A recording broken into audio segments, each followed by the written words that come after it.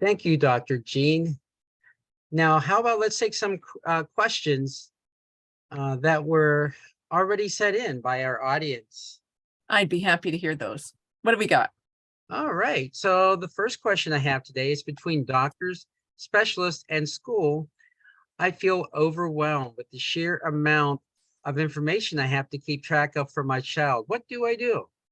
Wow, that's such a great question. Absolutely. As parent of a child with special needs, there is paper galore. And you're right. Doctors, specialists, schools, you name it. We have to figure out what to do. And every one of those people and places has some amount of paper that they want to hand to you. So one of the things that I've done in the past is work with clients to figure out how to keep track of all that.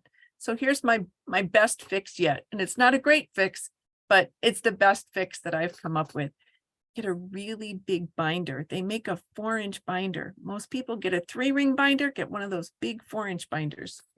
Because eventually you're going to have enough paper to fill that thing. Trust me, my son is 25. We've got a lot of paper. So then fix sections. So put the school in one section and doctors in another section and special services, whatever those might be for your child, in another section. And then here's the trick that I have found works fairly well. Put them in reverse chronological order. So whatever pieces of paper you have, put them in. And then the next time you get a piece of paper, put it on top of the others, because you're not going to want to have to flip through everything to find where you are now. Instead, put the oldest ones on the bottom and the newest ones on top, because those are most recent. And those are probably the ones that you're most likely to need first when you're trying to find something for any one of those areas of specialty that you're saving paper for. Here's the other thing. So when you go to the school for some meeting, just grab the binder and go. If you have to have something for the doctors, then grab the binder and go. So it's all in one place, and you don't have to have a binder for school and a folder for the doctor and something else for somewhere else. It's all together. It cuts down on having to remember where you might have put something, and it keeps it all in one place. So that's my suggestion.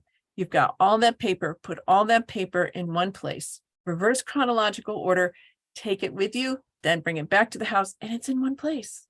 That's what I do. There you go. Emmy, do we have another? Wow, that's some great advice, Dr. Jean. Yes, we do. We definitely have more questions where that one came from. So from our last guest, my child is transitioning from elementary to middle school. I don't know what to tell her to expect. Is there some way to make this easier?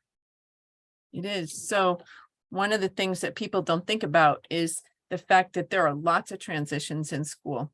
So one of the transitions, there are actually 5. I've counted them because I need to know these things. So there's preschool to kindergarten, and there's one that's kind of hidden between 2nd and 3rd grade. And I count that as a transition because the way that teachers teach changes at 2nd to 3rd grade. Kids are moving from one developmental milestone to another. They go from concrete thinking where everything is black and white and they have to touch it to feel it and understand it, to more abstract, where they're beginning to be able to think about things without having to see it. And there are more gray areas. And so I count that one as a little mini transition.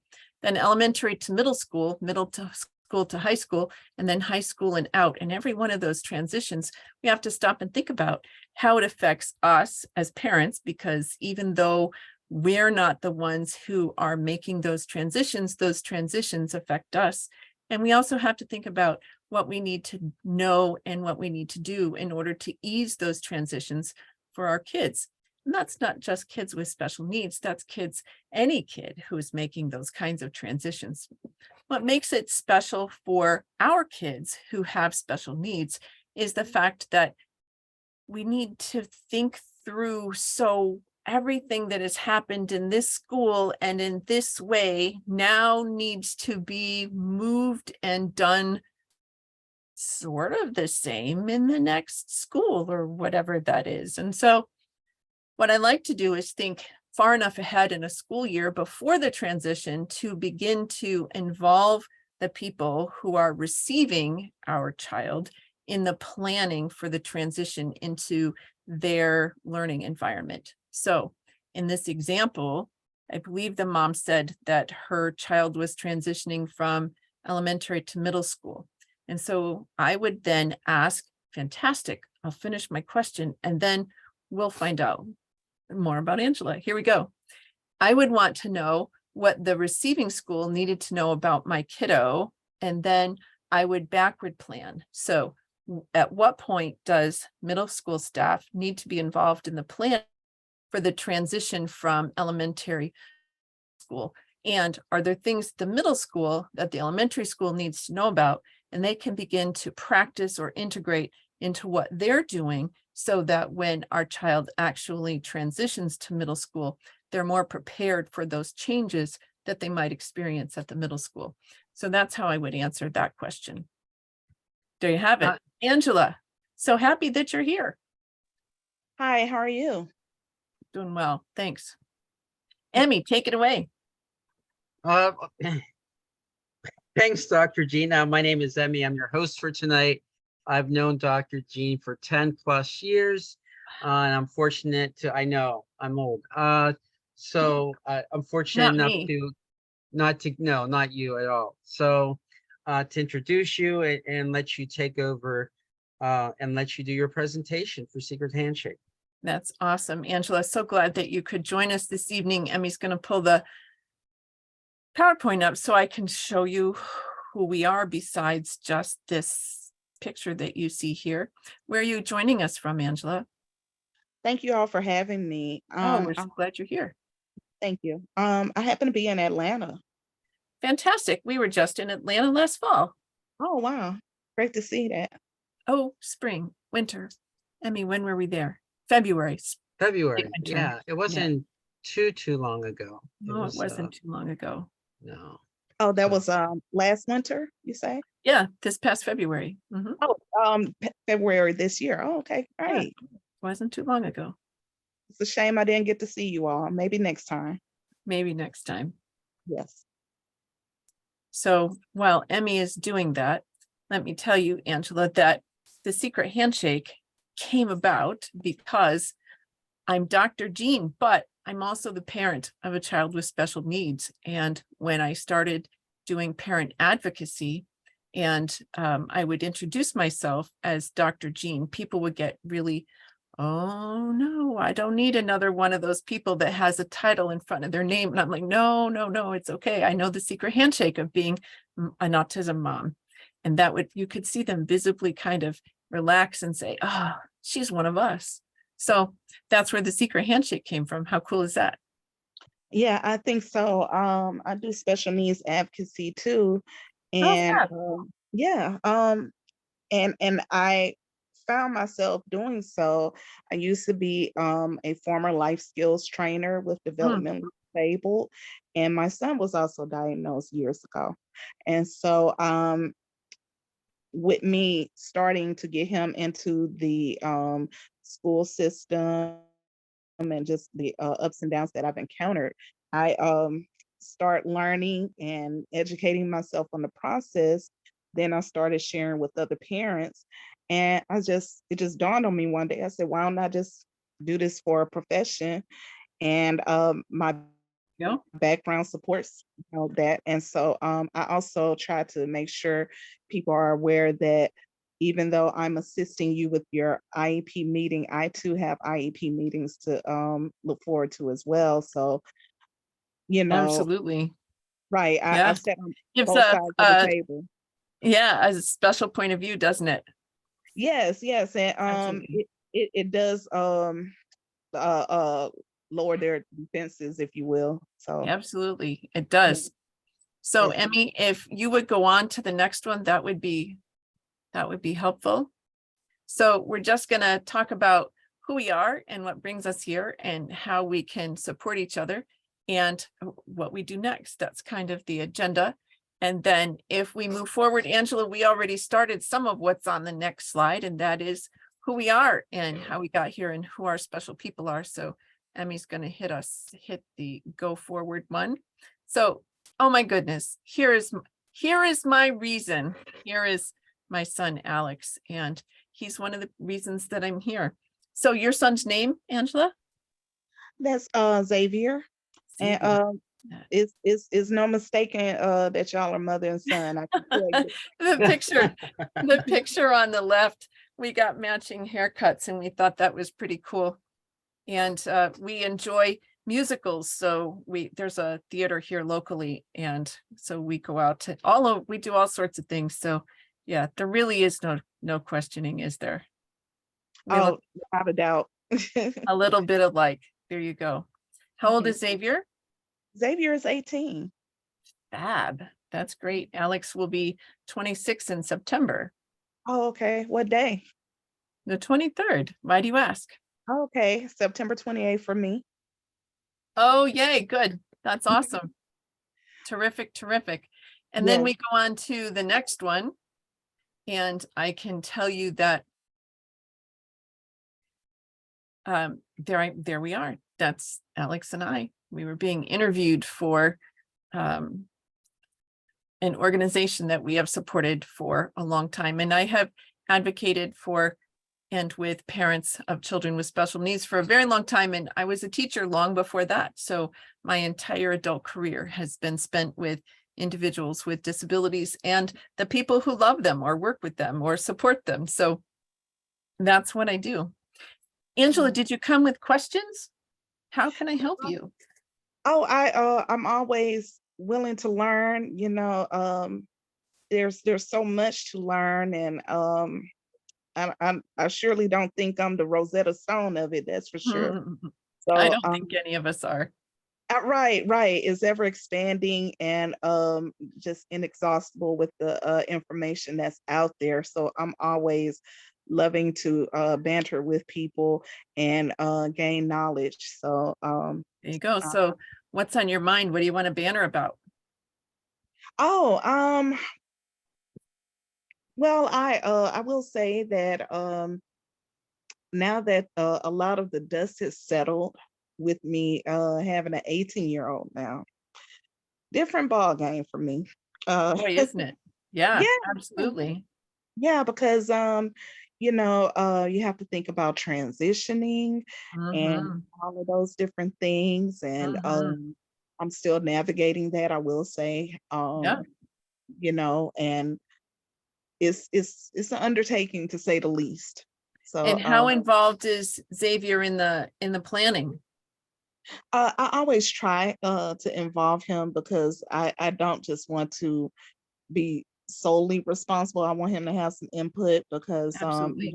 it's his life, and That's he's true. able to he's fairly high functioning. Is that he can make some decisions, but with guidance, but I ultimately take my cues off of him first. Same here. I agree. Um, Right. I will tell you one of the mistakes I made. Do you want to hear a mistake I made? Oh, love to, because I made some myself. Quite a few. Yeah. The mistake I made was that um, I did not petition for guardianship when he was 18. And Mm, I am seeing where that was an error. And so now we're talking about the fact that I may need to have guardianship, and I'm meeting a little resistance. He really likes the idea that he's his own guardian. He understands what that means, and it holds a great deal of appeal to him. But there are places and spaces in which it's really hard. He doesn't have the capability to make the choices himself. And yet, because he's his own guardian, people expect him to be able to make all of his own choices independently. And so that was a mistake. So now I'm trying to figure out how to change that. And it's a different navigating now that he's almost 26 than it would have been if I had done it when he was 18. yeah. And I'm sure that he's probably um felt what freedom feels like, so to speak. Yeah, But about this much that he understands, but right.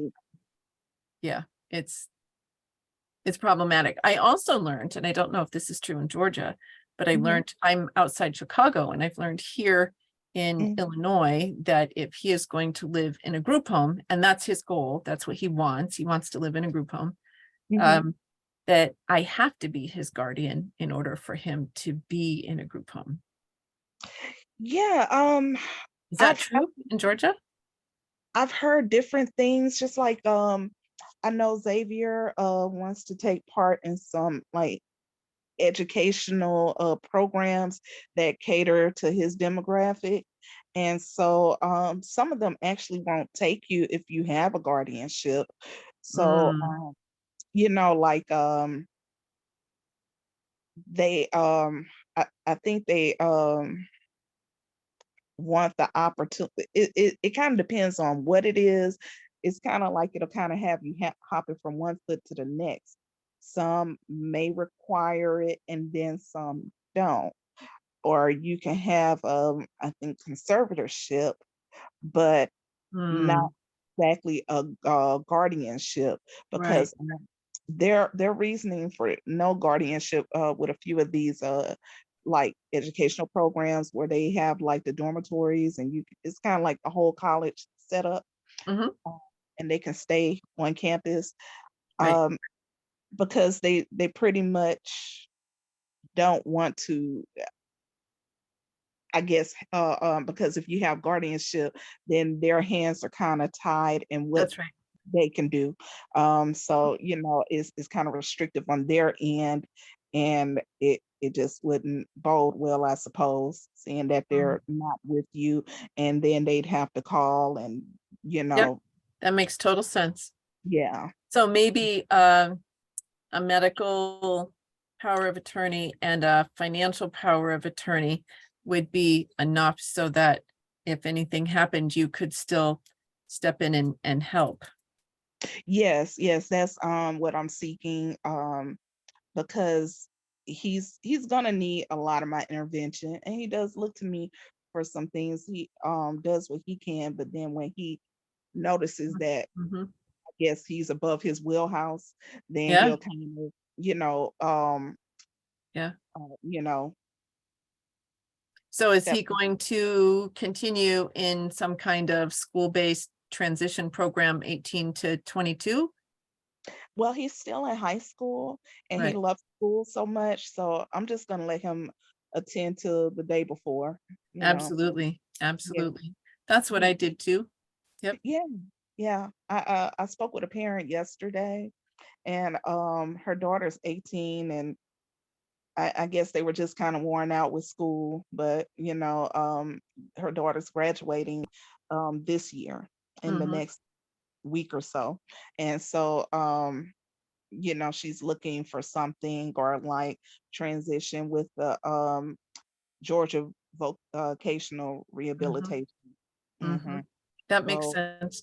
So I right. know that my son graduated from high school and then he went into a transition program, and the transition program was in a different place. And when he finished there, he graduated again. So that this they had some ceremony for him the day before his 22nd birthday. So he graduated again. So I think that there are all sorts of opportunities and ways to do that.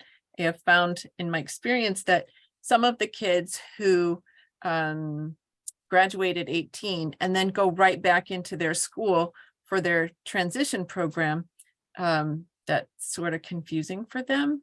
So there isn't a change of place. So they've graduated, but they haven't. And so they find that unsettling and confusing to a degree. But that's not how we did it. There are other people who do, for sure. Right. I would imagine so, because for neurotypical, I would imagine it would be like a lot of change or Mhm. shifting in between and all of Right, that. right. Right. Hmm. Yep. So I also know that there are places here in this area, and there've got to be more and more across the country now, are places that I can think of three really easily. One program that I have been a part of, developmentally and cognitively disabled adults go to college. It's on a campus, and they have a dorm, and they have their own teachers, and they go in and they live there, and they learn life skills and job skills and money skills and financial planning to the degree that they're able. And so it's just really cool. They get to go to college, and they think that that's great. And if the kids have the cognitive ability to enroll in college courses, then they're able to do that. I know of another program, a friend of mine, her son is involved in it, and it too, they dorm in a college dorm. The college enrollment is down, so they have dorm space that's open. And so this program, there's probably, I don't know, 150 to 200 individuals, young adults with disabilities, who go through this program. And they have rooms in this college dorm, and then they have programs that take place somewhere nearby. So they have this whole downtown Chicago living experience, and they have internships and job skills and cool stuff. And I think that that's amazing, but it also costs $55,000 a year. Holy moly. Yeah, it's and it's a question on how to offset that cost. Exactly. Yeah. Exactly. Wow. Yeah. Well, I do like the fact that they're still afforded an experience they otherwise would not have had, you know, Mhm. with the disability and Yeah. being an individual. But Right. my goodness. Yeah. That, You know, right? right. Yeah. Yeah, because that sent me into a little bit of I hear it. a A little tailspin to hear apoplectic. that, because Yeah. I'm just like, Yeah. it sounds like college for me. It does. It does, son. Yeah, absolutely. But Yeah. here's the thing. Are you ready for this, Angela? Yeah, You please know, tell me. they report to their school, and they're there for, I don't know, 5 to 7 weeks, and then they have 5 weeks off. And then they go for another 5 to 7 weeks, and then they have 5 weeks off. And I'm like, $55,000, and they're there for like 25 weeks a year. Okay. They'd owe me back some change if I that's think the salary. so. I think so. But the experience has been amazing. And so now he just took a train from downtown Chicago out here to the burbs to see his mom. And it's what is it? I mean, like an hour train ride, maybe hour and a half. Wow. And he Yeah, did it. yeah, you're right. It's about, yeah, I want to say it's closer to an hour and a half, an hour 15. So it was great. He hadn't done that before. It's taken him 2.5, 3 years to be able to figure out all the steps in being able to get the ticket, get to the train, all that stuff. And then for everybody to feel comfortable with him being on a train by himself. And he did it. So there's a Oh, life experience that he wouldn't have had if he hadn't been in this program. And he's had 2 or 3 different internships, and it's helped him figure out what it is that he wants to do when he grows up. And so it has value. It's just a price tag that, I don't know, that's a lot. yeah, to say the least. Mhm. But in all honesty, with the children that we have, um, it experiences like that are priceless. Absolutely. No, so it kind of softens the blow of the cost It when you does. get that end result like that. So, and Absolutely. congratulations to him Yeah. on furthering his independence. Absolutely. I think it's great. The other really cool thing, I got an email from him, and he said, Dr. Jean, I want to take English 101 at this university, and I'm meeting with the disability specialist. What are the kinds of things that you think that I should ask? And he had a list that he had brainstormed, and it was amazingly detailed, and it was delightfully appropriate for him. I've worked with him since he was 6 years old. And Mhm. I find out later, he's loving English 101, and he wants to take more college level courses, which I think is fab. And he did that on his own. It wasn't prompted by mom. And so one of the lines in the email was, I can't remember a time in my life when you weren't my advocate. So I had to reach out to you. And I was like, oh, look at what he just did. So that was really cool. So there's another one, you can't put a price tag on that either. And so for him, it's been really great. And it's awesome that they have the resources to be able to support him to do that.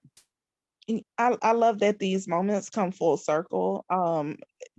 And it's definitely edifying that this is the end result of our efforts, and us the sleepless nights, the extensive hours, the going to bat for them, and to just have that happen is like it was more than worth it.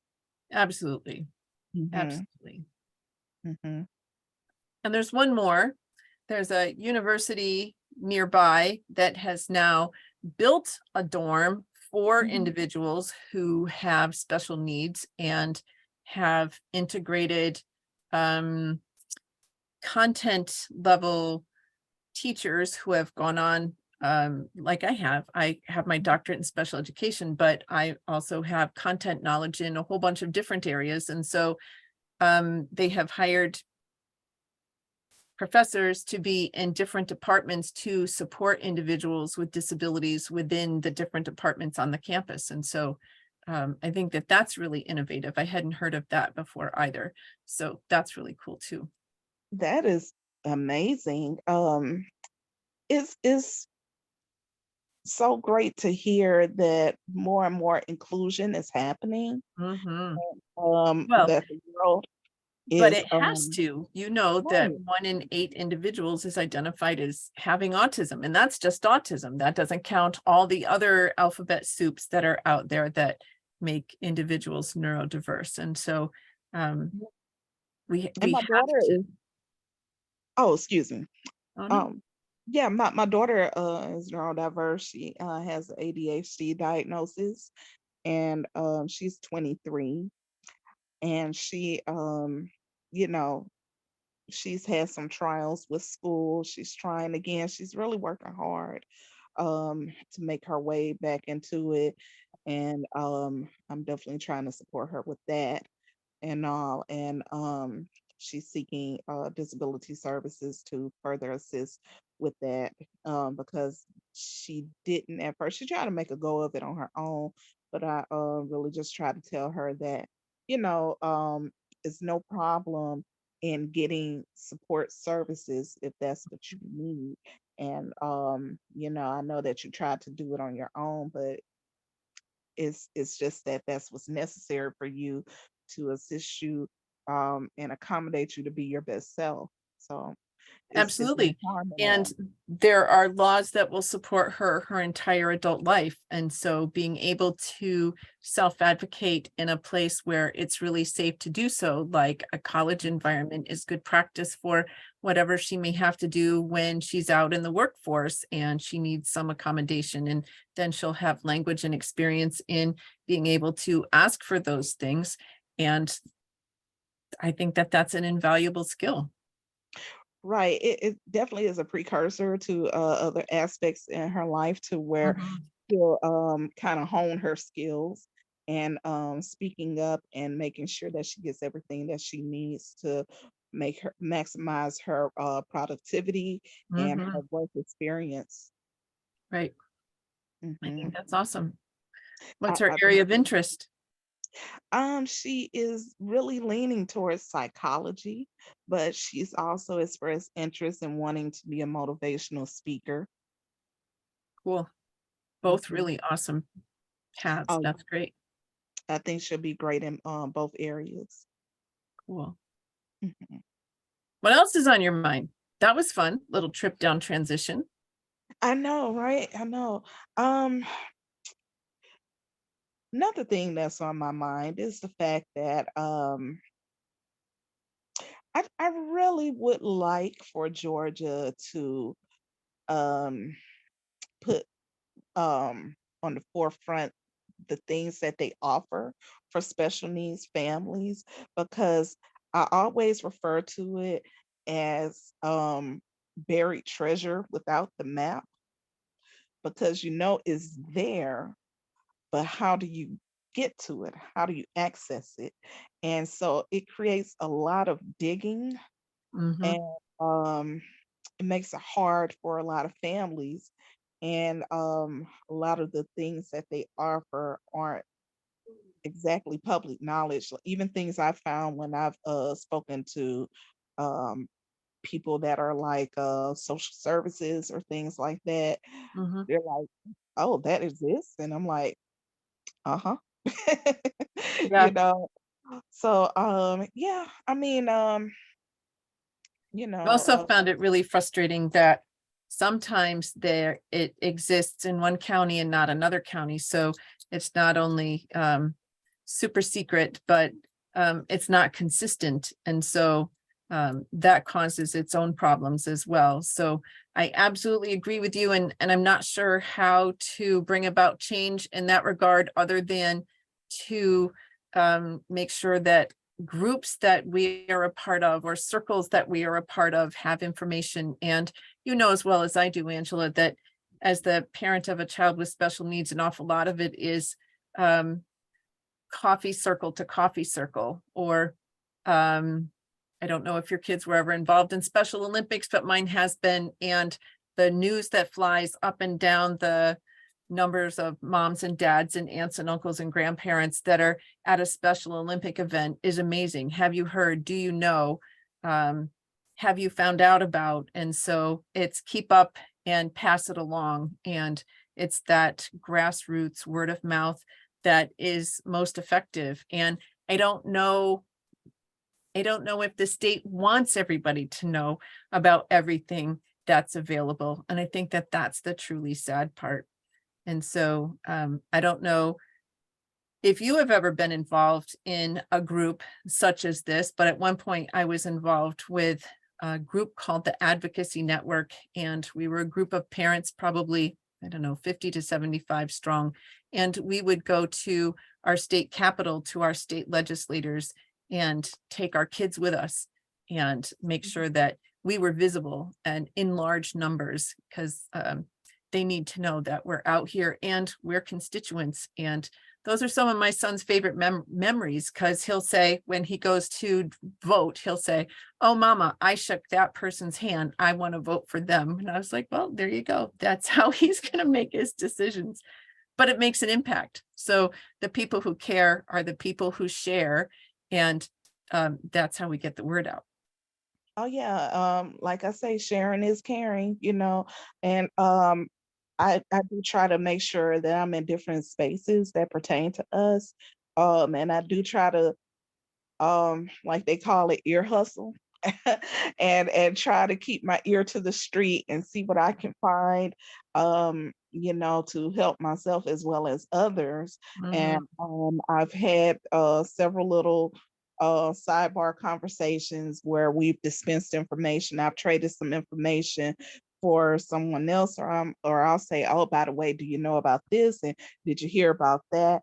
And they'll also in turn say, "Oh, and make sure you look at this, and next month this is going on." So Mhm. it seems automatic for the special needs parents that we get in the whole little, sipping the tea of what's out there and what have you. And it pretty much just gets jump started, and I'm always here for it. And Right. even if it may not pertain to Xavier, I'll still remember to try to pass it along so that way others have the opportunity. So, Absolutely. so yeah, Absolutely. yeah. Mhm. And that's the best that we can do right now. I think that there are some well-intentioned people at the state level, at any rate, well, and the national level, because I know that there are two people here in Illinois who make it a point to come back um, and visit some of our organizations when they are here in their home districts. And so I don't think that it's completely out of the realm of possibility that we can encourage people to push this forward more. But I think that it's an uphill battle. And so in the meantime, keeping an ear in the what's going on and passing that as far and wide as we can so that as many people are helped as we possibly can makes the most sense.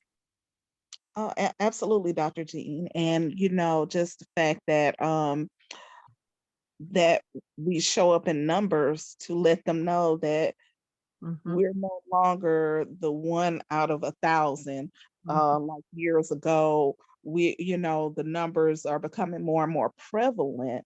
And Right. so, that means there's a population of people that are underrepresented or not properly recognized for Mhm. services or being serviced. And so, to let them know, like, hey, we're here, and That's right. we need you to um, acknowledge us and to give us what we need, or to help us with our quality of life, or create opportunity for us so that we too can be active citizens. Mhm. So that is a thing. And when I lived in Arkansas, I went with this group called Spark, and that was where Xavier received his ABA therapy and other therapies. And we really grew close. And I signed up with the AANEA, the Autism Association up there. And also, when I moved down here to Georgia, then I got with the National Center for Learning Disabilities. I got on their Parent Advisory Council, and have gotten acquainted with other special needs parents who went to the Capitol here. And we've also petitioned for different causes with the NCLD, to like the RISE Act. Are you familiar with the Mhm. RISE Act?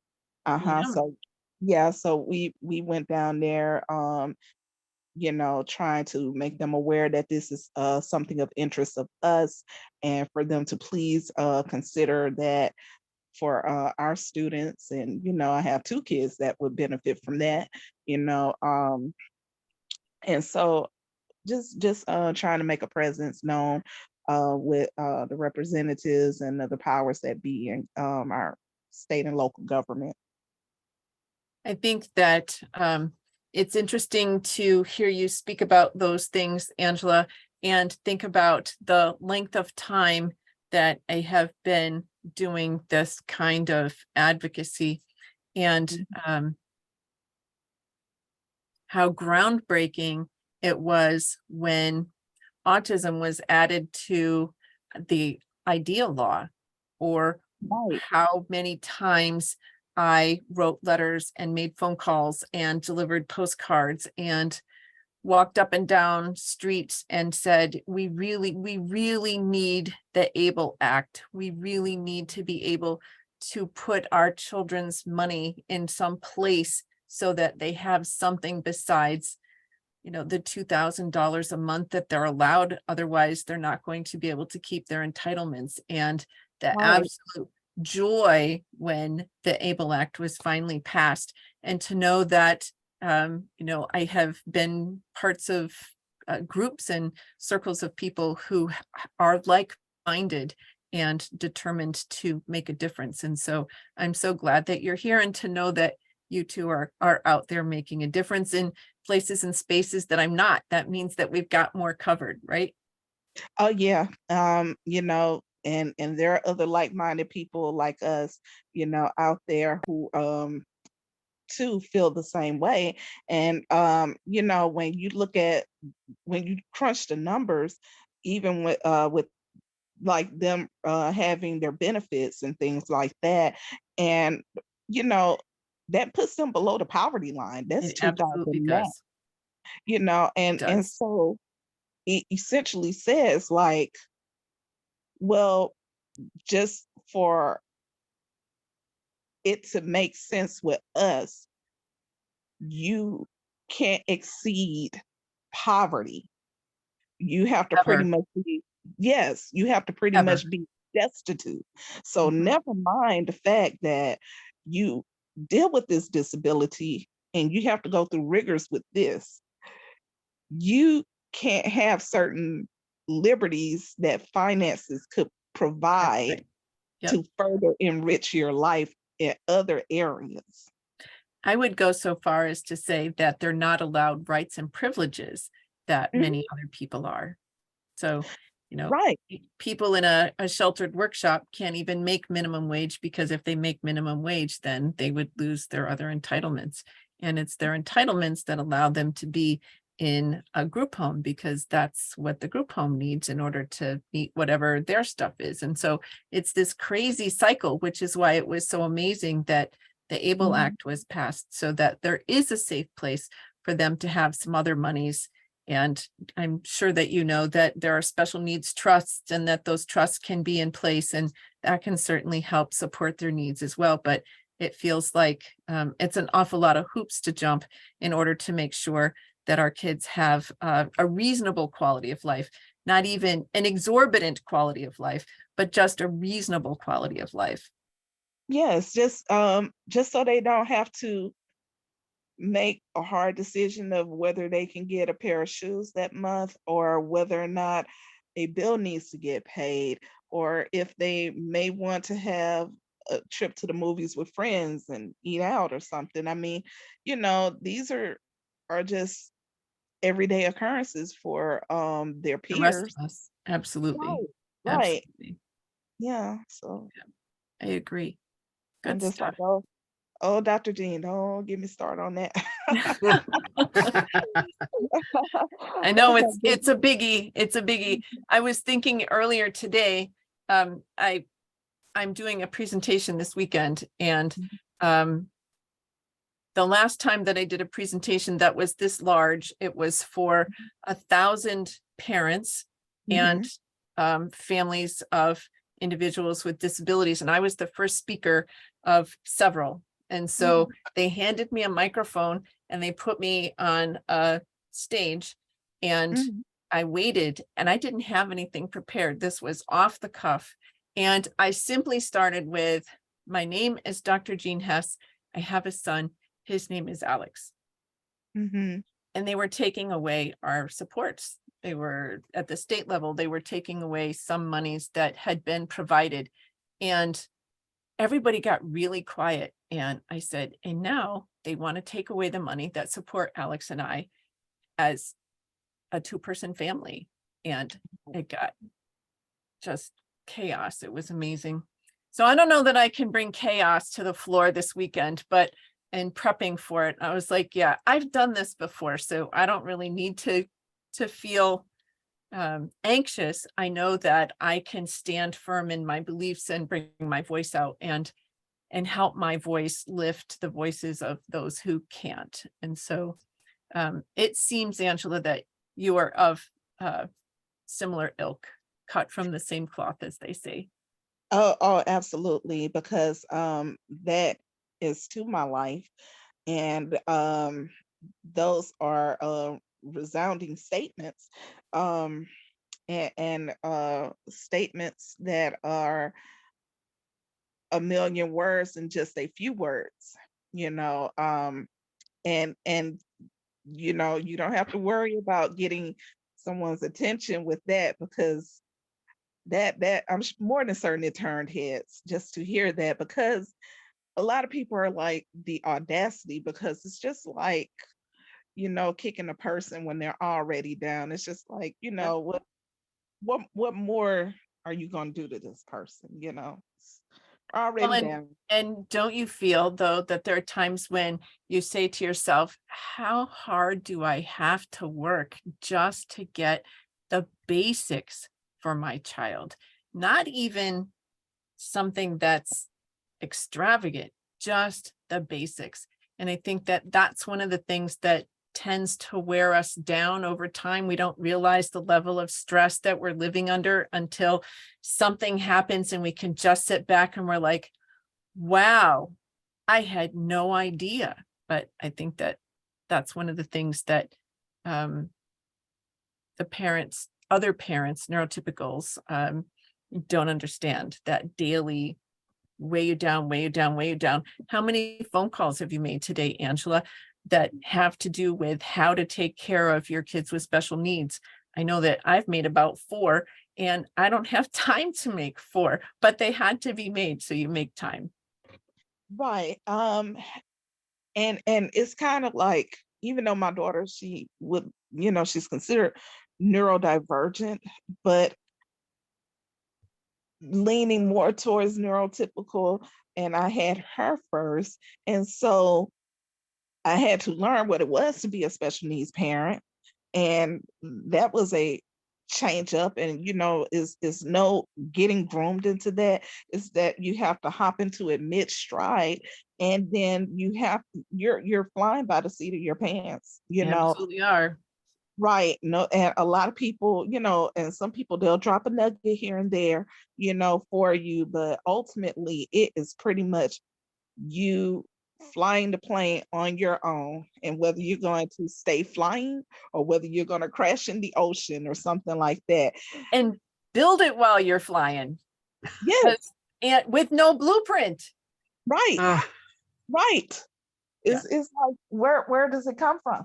And so that has been my journey, and just doing what I do has come out of, I thought about, so if I have like a background that kind of supports these efforts, and the knowledge that I have acquired, I always thought about, and I had a soft place in my heart for people who were not educated in it, and who also were not adept with the speaking to the IEP team and communicating the needs, advocating, and all of the things like that, because a lot of people find it daunting, a lot of people find it intimidating.